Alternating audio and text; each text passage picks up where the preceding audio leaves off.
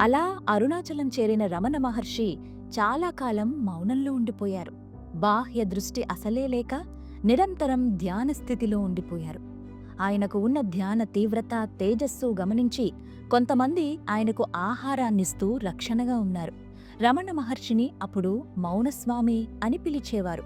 ఒకసారి మన తెలుగువారైన కావ్యకంఠ గణపతి ఆయనను దర్శించి భగవాన్ రమణులుగా పిలవాలని ప్రజలకు చెప్పారు. తర్వాత కావ్యకంఠ గణపతి భగవాన్కు శిష్యులుగా మారిపోయారు. తరువాత రమణులు తన మౌనాన్ని వీడి కొద్దిగా సంభాషణలు చేసేవారు. తిరువన్నామలై వచ్చిన తర్వాత రమణ మహర్షి జీవితకాలం మొత్తం సుమారు 60 ఏళ్లు ఎక్కడికి వెళ్ళింది లేదు. నిన్ను నీవు తెలుసుకో అనేది ఆయన ఎక్కువగా చెప్పే విషయం. మౌనం వీడిన తర్వాత కూడా రమణులు ప్రతిరోజూ పూజలు చేయటం, పెద్ద ఉపన్యాసాలు ఇవ్వటం లాంటివి ఏమీ చెయ్యలేదు. కాని ఆయనది అంతులేని దివ్యమైన ఆకర్షణ. ప్రపంచంలో ఉంటూనే ప్రాపంచిక విషయాలకు అతీతంగా గొప్ప కరుణామూర్తిగా జీవించారు. రమణ మహర్షి గొప్ప జంతు ప్రేమికులు. తన దివ్య ప్రేమను జంతువులకు, పక్షులకు కూడా అందించేవారు.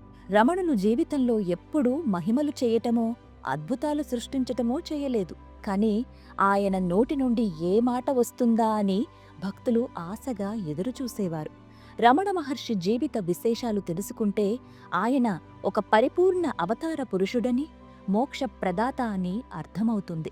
తాను మహిమాన్వితుడునని ఏనాడూ చెప్పుకోలేదు. ప్రచారాలకు, ఆర్భాటాలకు రమణులు చాలా దూరం. అత్యంత నిరాడంబరంగా కేవలం ఒక్క కౌపీనం ధరించి తిరిగేవారు. రోజూ అక్కడ అరుణాచలం పర్వతం చుట్టూ ప్రదక్షిణ చేసేవారు. ఆ పర్వతం సాక్షాత్తు పరమశివ స్వరూపమని చెప్పారు. ఇప్పటికీ అనేక మంది భక్తితో అరుణాచలేశ్వరుణ్ణి, భగవాన్ రమణులను స్మరించుకుంటూ గిరి ప్రదక్షిణ చేస్తూ ఉంటారు. ఆయనకు చివర్లో క్యాన్సర్ లాంటి భయంకరమైన వ్యాధి సోకినా ఎలాంటి మత్తుమందు లేకుండానే ఆపరేషన్ చేయించుకున్నారు. దేహభ్రాంతి లేని మహనీయుడు ఆయన. రమణ మహర్షి దేహం చాలించి సుమారు 73 సంవత్సరాలైంది. ఆ సమయంలో రమణుల వారి దేహం నుండి ఆకాశంలోకి ఒక జ్యోతి వెళ్లి అరుణాచల కొండలో కలిసిపోవడం చాలామంది చూశారు.